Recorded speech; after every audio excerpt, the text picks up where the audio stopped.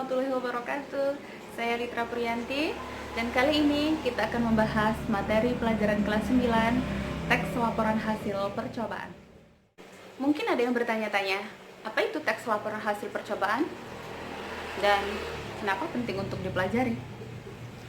Sekarang kita akan membahasnya satu persatu. Laporan atau eksperimen biasanya sering dilakukan oleh seseorang atau oleh beberapa orang dengan tujuan untuk mendapatkan hasil berdasarkan pengamatan atau penelitian yang dilakukan. Pada kali ini kita akan membahas definisi, ciri-ciri, fungsi, struktur. Hasil percobaan itu maknanya adalah teks yang memaparkan atau menguraikan laporan percobaan atau eksperimen terhadap suatu objek yang telah dilakukan atau diamati, kemudian dibuat kesimpulan sehingga memberikan informasi yang lengkap kepada pembaca. Penting untuk dipelajari, karena melalui teks laporan hasil percobaan ini, kita bisa mengetahui dan menyelesaikan permasalahan yang sedang kita hadapi. Misalnya, kita tidak mengetahui apakah kandungan yang terdapat dalam pasta gigi kita itu aman untuk gigi kita. Maka melalui penelitian, kita akan dapat mengetahui bahwa beberapa jenis pasta gigi ada yang aman, ada yang berbahaya untuk gigi kita. Atau mungkin lewat makanan. Siapa yang di sini suka bakso? Rata-rata masyarakat Indonesia suka dengan bakso.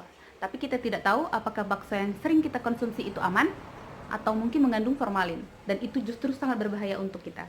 Oleh karena itu, melalui laporan penelitian kita dapat mengetahui dan dapat menyimpulkan apakah bakso yang sering kita konsumsi itu aman atau tidak. Selain informasi tersebut atau pemecahan masalah tersebut, kita juga dapat memberikan informasi yang lebih kepada para pembaca sehingga para pembaca merasa terbantu dengan informasi yang kita berikan. Selanjutnya kita akan membahas ciri-ciri dari teks laporan hasil percobaan. Yang pertama, fakta atau dapat dibuktikan kebenarannya dan dapat diuji. Jadi, uraian yang berada dalam teks laporan hasil percobaan sifatnya adalah fakta atau benar-benar dapat diuji dan dapat dibuktikan kebenaran. Ciri yang kedua, menguji objek.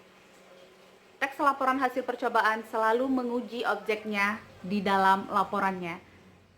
Yang ketiga, lengkap. Jadi, laporan selalu bentuknya lengkap, tidak terpotong-potong sehingga informasi yang diperoleh sangat lengkap dan dapat dipahami oleh pembaca. Terakhir, bersifat objektif atau apa adanya, sesuai dengan objek yang diamati atau yang diteliti, sehingga tidak ada kepentingan tersendiri dari pihak peneliti atau pihak pengamat dalam melaporkan hasil percobaan yang telah dilakukan. Itulah keempat ciri dari teks laporan hasil percobaan. Selanjutnya, fungsi. Ada beberapa fungsi yang ada dalam teks laporan hasil percobaan. Pertama, sebagai media informasi kepada khalayak atau kepada pembaca terhadap objek yang telah dilakukan penelitiannya. Yang kedua, sebagai bukti bahwa suatu permasalahan sudah pernah dilakukan uji coba atau pengamatan dan telah diperoleh hasilnya.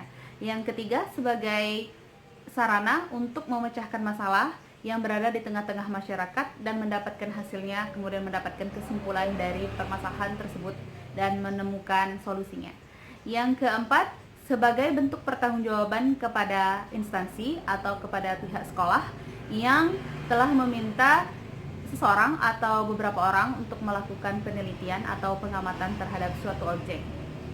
Yang selanjutnya adalah sebagai sarana untuk menemukan langkah-langkah baru dalam menyelesaikan suatu permasalahan di tengah-tengah masyarakat Indonesia. Selanjutnya, struktur dari teks laporan hasil percobaan. Ada 4 struktur dari teks laporan hasil percobaan. Yang pertama, judul. Yang kedua, rumusan masalah. Yang ketiga, metode penelitian. Yang keempat, kesimpulan.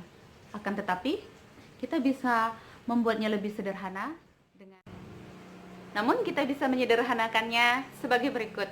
Yang pertama, judul. Yang kedua, tujuan. Yang ketiga, alat dan bahan. Yang keempat, langkah penelitian. Yang kelima, kesimpulan. Jadi, jika kalian ingin meneliti suatu objek, kemudian ingin menuliskannya dalam bentuk teks laporan hasil percobaan, kalian bisa menyusunnya berdasarkan strukturnya. Nah, struktur yang paling gampang adalah yang tadi sudah dijelaskan di bagian akhir, yaitu judul, tujuan, alat dan bahan, langkah-langkah, dan juga yang terakhir kesimpulan.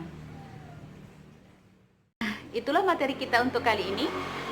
Kita setelah membahas definisi, kemudian ciri-ciri dari teks laporan hasil percobaan, selanjutnya fungsi dari teks laporan hasil percobaan, kemudian yang selanjutnya struktur dari teks laporan hasil percobaan, juga jenis dari teks laporan hasil percobaan yang ternyata ada. Demikianlah pembahasan kita kali ini tentang teks laporan hasil percobaan. Semoga bermanfaat untuk kita semua. Klik like, subscribe, dan share untuk video ini.